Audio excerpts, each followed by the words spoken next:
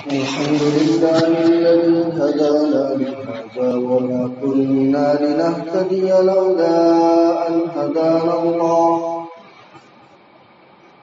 ونشهد أن لا إله إلا الله وحده لا شريك له ونشهد أن سيدنا ومولانا محمدا عبده ورسوله أما بعد فأعوذ بالله من الشيطان الرجيم بسم الله الرحمن الرحيم والذي جاء بالصدق وصدق به أولئك هم المتقون صدق الله مولانا العلي العظيم وصدق رسوله النبي الكريم ونحن على ذلك لمن الشاهدين والشاكرين والحمد لله رب العالمين. میرے محترم بزرگوں اور دوستوں اور عزیز بھائیوں، اللہ رب العزت کا احسان ہے، اس کا فضل ہے کہ اس نے ہم سب کو آج کے اس بابرکت دن میں مسجد میں آنے کی توفیق بخشی. اللہ تبارک و تعالی ہم سب کے یہاں جمع ہونے کو، بیٹھنے کو قبول فرمائے اور مجھے صحیح باتیں کہنے اور ہم سب کو سمجھنے کی توفیق نصیب فرمائے. دوستو، میں نے جو قرآن کریم کی آیت آپ حضرات کے سامنے تلاوت فرمائی، کئی جمعہ سے آپ حضرات کے سامنے حضرت ابو بکر صدیق رضی اللہ تعالی عنہ کی فضیلت کے بارے میں باتیں ہو رہی ہیں. گزشتہ جمعہ میں نے آپ کو بتلایا تھا کہ حضور صلی اللہ علیہ وسلم اور حضرت ابو بکر صدیق رضی اللہ تعالی عنہ میں کتنی مشابہت ہے اور وہ مشابہت کتنی کامل ہے. کم سے کم 50 چیز میں نے آپ کو بتلایا تھا کہ اللہ تبارک و تعالی نے جو مقام نبی کریم صلی اللہ علیہ وسلم کو دیا تو صدیق اکبر رضی اللہ تعالی عنہ کو اللہ تبارک و تعالی نے وہ مقام عطا فرمایا. کچھ چیزیں ایسی تھیں جو عام صحابہ کرتے تھے، لیکن کچھ چیزیں ایسی تھیں جو انسان کے بس میں نہیں تھا، لیکن اللہ تبارک و تعالی نے وہاں تک پہنچا دیا حضرت ابو بکر صدیق رضی اللہ تعالی عنہ. میرے دوستو، حضرت ابو بکر صدیق رضی اللہ تعالی عنہ دنیا کے تمام مسلمان ان کو اسی نام سے جانتے ہیں، لیکن آج میں آپ کو حضرت ابو بکر صدیق رضی اللہ تعالی عنہ کا اصل نام بتلاؤں گا. حضرت ابو بکر صدیق رضی اللہ تعالی عنہ کا اصل نام عبداللہ ہے. ان کی کنیت ابو بکر صدیق ہے، ان کا لقب صدیق ہے. یہ قبیلہ تیم سے تعلق رکھتے تھے اور 8ویں پشت میں جا کر حضور صلی اللہ علیہ وسلم سے مل جاتے. ان کے والد کا نام عثمان، ان کی کنیت ابو قحافہ. حضرت ابو بکر صدیق رضی اللہ تعالی عنہ کی والدہ کا نام سلمہ ام الخیر. تو یہ حضور صلی اللہ علیہ یہ حضرت ابو بکر صدیق رضی اللہ تعالی عنہ کا مختصر سا تعارف. میرے دوستو، حضرت ابو بکر صدیق رضی اللہ تعالی عنہ زمانے جاہلیت سے بہت زیادہ سخی تھے. اسی لیے علماء نے لکھا ہے کہ کانا جواداً تقیاً نقیاً ينفق الاموال فی سبیل اللہ، کہ حضرت ابو بکر صدیق رضی اللہ تعالی عنہ بہت زیادہ سخی، بہت زیادہ متقی، بہت زیادہ صفائی کو پسند کرنے والے اور اپنے مال کو اللہ تبارک و تعالی کے راستے میں خرچ کرنے والے. حضرت ابو بکر صدیق رضی اللہ تعالیٰ عنہ اپنا واقعہ خود لکھتے ہیں کہ جب نبی کریم صلی اللہ علیہ وسلم کو نبوت نہیں ملی تھی تو میں بار بار خواب دیکھتا تھا۔ ایک دن میں نے خواب دیکھا کہ چاند کے کئی ٹکڑے ہو گئے اور وہ سارے ٹکڑے ایک ایک کر کے جمع ہو کر میرے پاس آ گئے۔ حضرت ابوبکر صدیق رضی اللہ تعالیٰ عنہ کہتے ہیں کہ اس وقت میں ایک عیسائی راہب تھا، میں نے اسے اپنا خواب بیان کیا، ان کے سامنے اپنا خواب بیان کیا کہ ذرا آپ ان کی تعبیر بتاؤ، میں نے کئی دن یہ خواب دیکھا ہے۔ جیسے ہی حضرت ابوبکر صدیق رضی اللہ تعالیٰ عنہ نے یہ خواب بیان کیا، اس راہب نے کہا کہ مبارک ہو، مبارک ہو، ایک نبی صلی اللہ علیہ وسلم کا دور آنے والا ہے جس پر آپ سب سے پہلے ایمان لاؤ گے، ان کے دین کو آپ سب سے پہلے ان کے کلمے کو بلند کرو گے، اسلام کی دعوت دو گے۔ حضرت ابوبکر صدیق رضی اللہ تعالیٰ عنہ سوچنے لگے کہ کون سا نبی، ابھی تو کوئی ہے نہیں۔ خیر یہ بات ختم ہو گئی۔ میرے دوستو، حضرت ابوبکر صدیق رضی اللہ تعالیٰ عنہ بہت بڑے تاجر تھے، کپڑے کا تجارت کرتے تھے۔ ایک مرتبہ تجارت کی غرض سے یمن گئے۔ اب وہاں پر ایک ازدی عالم تھا بہت بڑا، وہاں پر اتفاق سے حضرت ابوبکر صدیق رضی اللہ تعالیٰ عنہ کی ملاقات ہوئی۔ اس نے کہا کہ تم مکے سے ہو؟ حضرت ابوبکر صدیق نے کہا کہ ہاں میں مکے سے ہوں۔ کہنے لگے کہ قبیلہ قریش سے تمہارا تعلق ہے؟ کہنے لگے کہ جی قبیلہ قریش کا ہوں۔ پھر کہنے لگے کیا بنو شاخ تمہاری شاخ ہے؟ کہنے لگے جی۔ تو اس عالم نے کہا کہ ذرا برا مت ماننا، میں کچھ معلوم کرنا چاہتا ہوں۔ یہ کس وقت کی بات ہے جب نبی کریم صلی اللہ علیہ وسلم کو نبوت نہیں ملی تھی۔ تو وہ عالم کہنے لگے کہ ذرا اپنے قمیص اوپر کرو، مجھے کچھ معلوم کرنا ہے لیکن برا مت ماننا۔ حضرت ابوبکر صدیق رضی اللہ تعالی عنہ نے قمیص اوپر کی تو اس عالم نے حضرت ابوبکر صدیق رضی اللہ تعالی عنہ کے ناک میں ایک تل دیکھ کر کہنے لگے، فرمانے لگے کہ تم وہی ابوبکر ہو، اور وہ زمانہ بالکل قریب آ چکا ہے کہ محمد الرسول اللہ صلی اللہ علیہ وسلم کو اب نبوت ملنے والی ہے، اور تم نبی کریم صلی اللہ علیہ وسلم کے بعد خلیفہ بنو گے بلا فصل کے، یعنی آپ صلی اللہ علیہ وسلم کی خلافت اور تمہاری خلافت میں کوئی بیچ میں واسطہ نہیں ہوگا۔ یہ پیشین گوئی حضرت ابوبکر صدیق رضی اللہ تعالیٰ عنہ کو حضور صلی اللہ علیہ وسلم کی نبوت ملنے سے پہلے ملی۔ یہ حضرت ابوبکر صدیق کا مقام تھا۔ اور کتابوں کے اندر مستند حوالے سے لکھا ہوا ہے کہ لم یسجد صنما قط، کہ حضرت ابوبکر صدیق رضی اللہ تعالی عنہ نے کبھی بھی بتوں کو سجدہ نہیں کیا۔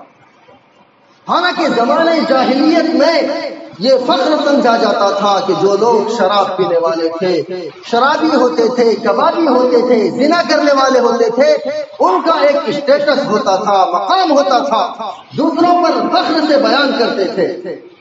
لیکن حضرت ابوبکر صدیق رضی اللہ تعالی عنہ بہت زیادہ خوبصورت تھے، اتنا خوبصورت ہونے کے باوجود نہ تو کبھی شراب کو ہاتھ لگایا، نہ تو کبھی کباب کو ہاتھ لگایا، نہ کبھی زنا کے قریب گئے۔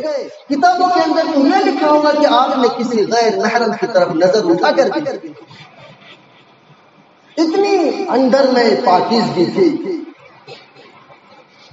حضرت ابوبکر صدیق رضی اللہ تعالی عنہ بھلے ہی بتوں کو نہیں پوجتے تھے، لیکن ان کے والد ابو قحافہ وہ بتوں کو پوجنے والے، انہوں نے باضابطہ ایک کمرہ تیار کر کے رکھا ہوا تھا جس میں وہ بتوں کو پوجتے، ان کی خیر خواہی کرتے، ان کے لیے چڑھاوے چڑھاتے، ان کے سامنے طرح طرح کے پھل پیش کرتے۔ ایک دن اپنے بیٹے ابوبکر سے کہنے لگے کہ بیٹا دیکھو میں بتوں کو پوجنے والا ہوں، آج تک تم نے کبھی میرے خدا کو نہیں مانا، آج میں ضد کر کے کہتا ہوں کہ ذرا اس کمرے میں چلو، ذرا میرے باپ کی بات مان لو، ذرا میرے خدا کو پوچھ کر دیکھو، ان کی عبادت کر کے دیکھو کتنا سکون محسوس ہوتا ہے۔ حضرت ابو بکر صدیق رضی اللہ تعالیٰ عنہ کہنے لگے کہ میں نے والد کی بات مان لی اور میں نے کہا کہ ہاں آج مجھے آپ کے خدا سے تنہائی میں بات کرنی ہے، آپ چلے جائیں۔ تو ابو قحافہ نے سوچا کہ آج تو میرا بیٹا میرے خدا کی عبادت کرنے والا ہے۔ ابو قحافہ وہاں سے چلے گئے، حضرت ابو بکر صدیق رضی اللہ تعالیٰ عنہ نے چلے گئے، فوراً کمرے کے اندر گئے، جا کر کنڈی لگائی اور بتوں کے سامنے جا کر کہنے لگے کہ دیکھو مجھے پیاس بھی بہت لگی ہے، بھوک بھی بہت لگی ہے، اگر تم خدا ہو تو مجھے کھانا کھلا دو، پانی پلا دو۔ اب بھائی ذرا وہ بت بھی کھلا پلا سکتے ہیں؟ کوئی جواب نہیں آیا۔ حضرت ابو بکر صدیق رضی اللہ تعالیٰ عنہ حیران ہو گئے کہ میرے باپ کس قدر گمراہی میں مبتلا ہے۔ خیر حضرت ابو بکر صدیق نے دروازہ کھولا، باہر آئے، دیکھا کہیں پر پتھر پڑا ہوا تھا، ایک پتھر اٹھایا اور کمرے کے اندر داخل ہوئے اور جا کر بت کے سامنے کھڑے ہو کر کہنے لگے دیکھو تم بھلے ہی دوسروں کی حفاظت نہیں کر سکتے لیکن اپنی تو حفاظت کرو، اور پتھر اٹھائی اور دے مارا سر پہ، بتوں کے ٹکڑے ٹکڑے کر دیے، ریزے ریزے کر دیے۔ یہ بت کچھ نہیں ہوتے، اصل میں جو عقل کے اندھے لوگ ہوتے ہیں، قرآن میں جن کو کہا گیا لَهُمْ قُلُوبٌ لَا يَفْقَهُونَ بِهَا وَلَهُمْ أَعْيُنٌ لَا يُبْصِرُونَ بِهَا، کہ سب کچھ ہونے کے باوجود ان کے کچھ نہیں ہوتے، نہ آنکھ، نہ کان، نہ سوچ، نہ سمجھ۔ آپ دیکھو مارکیٹوں کے اندر چھوٹے چھوٹے خدا، بڑے بڑے خدا بنا کر کسی کے پیر باندھ کر لٹکا دیتے ہیں، کسی کے سر میں پھندا لگا کر لٹکا دیتے ہیں لوگ، کسی کو 10 روپے میں، جن کی جتنی حیثیت ہوتی ہے۔ اس پر بھی دیکھو اگر مالدار ہے بہت زیادہ تو وہ 2000 والا 3000 والا خدا خریدیں گے، اگر نچلے طبقے کے لوگ ہیں تو 10 والا 20 والا خدا خرید کر لے کر جاتے ہیں، اس کی عبادت کرتے ہیں۔ اصل میں کیا ہے کہ اللہ تبارک و تعالی ایسے لوگوں کے عقل پر پردے ڈال دیتے ہیں جن کے قسمت میں ہدایت ہی نہیں لکھی ہوتی۔ خیر حضرت ابو بکر صدیق نے بت کے ریزے ریزے کر کر کمرے سے باہر نکل کر آ گئے۔ اب ابو قحافہ ان کے والد بڑے خوش ہو کر آئے کہ آج تو میرے بیٹے نے میرے خدا کو مان لیا ہوگا، کافی وقت ہو گیا، ذرا دیکھو کیا کر رہا ہے۔ کمرہ کھول کر دیکھا تو حضرت ابو بکر صدیق تو موجود نہیں تھے، لیکن جو ان کا خدا تھا وہ ریزہ ریزہ ہوا پڑا تھا۔ بہت غصے میں تن ملا گئے، وہاں سے نکلے اور فوراً حضرت ابو بکر صدیق رضی اللہ تعالیٰ عنہ کے والدہ کے پاس پہنچے اور جا کر کہنے لگے کہ مجھے بتاؤ کہ ابو بکر کہاں ہے۔ بہت جب غصے میں ان کی والدہ نے دیکھا تو کہنے لگے ابو قحافہ کیا ہوا، بات کیا ہوئی، ذرا بتاؤ تو صحیح۔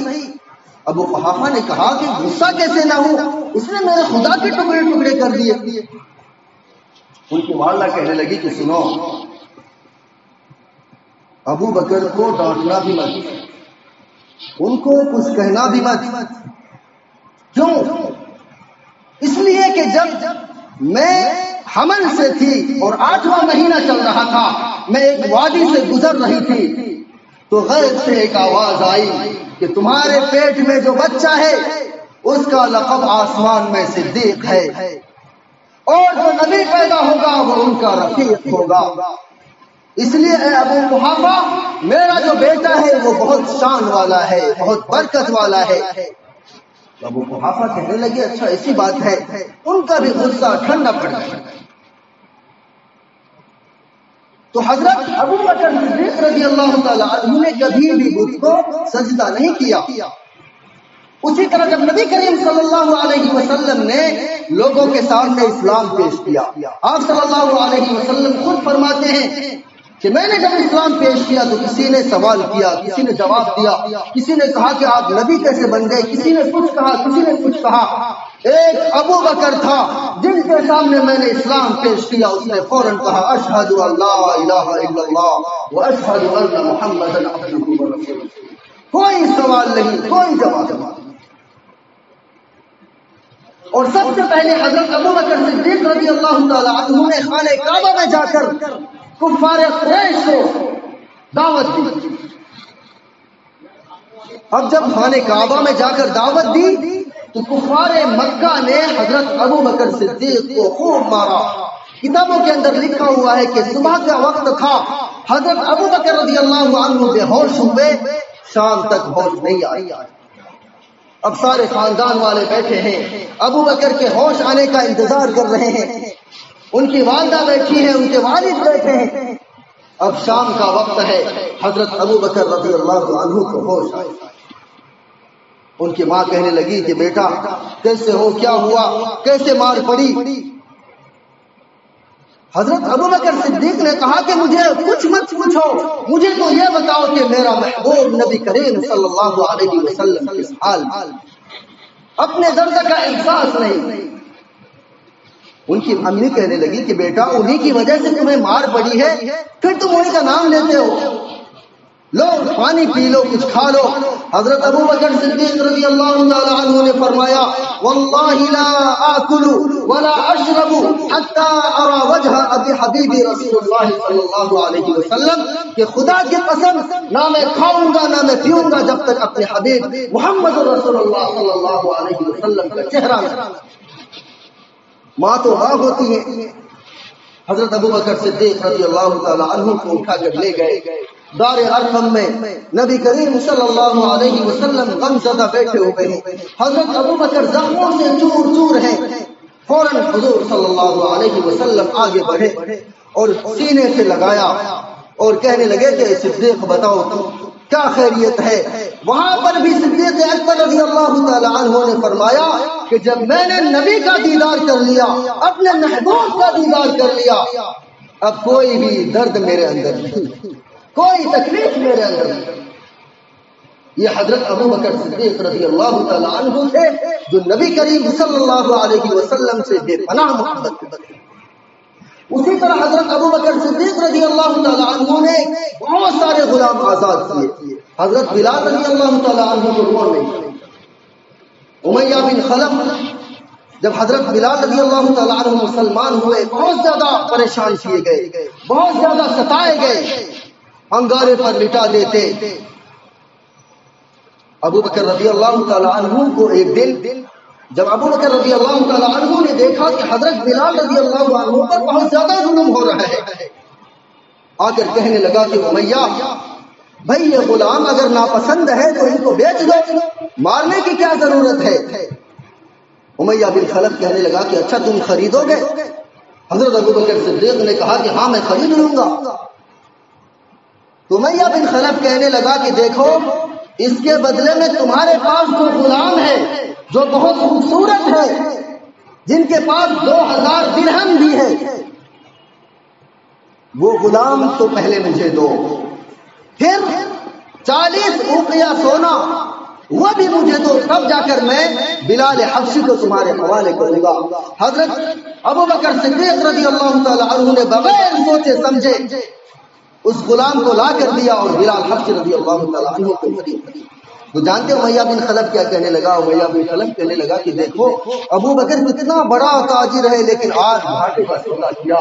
لیکن ابو بکر صدیق رضی اللہ تعالی عنہ نے کیا جواب دیا کہ امیہ سنو، تمہاری نظر میں بھلے ہی اس کی کوئی حیثیت نہیں ہے، لیکن اللہ تبارک و تعالیٰ کی نظر میں 1000 شہنشاہ ہے اس پر قربان۔ یہ حضرت ابو بکر صدیق رضی اللہ تعالی عنہ کا مقام ہے۔ میرے دوست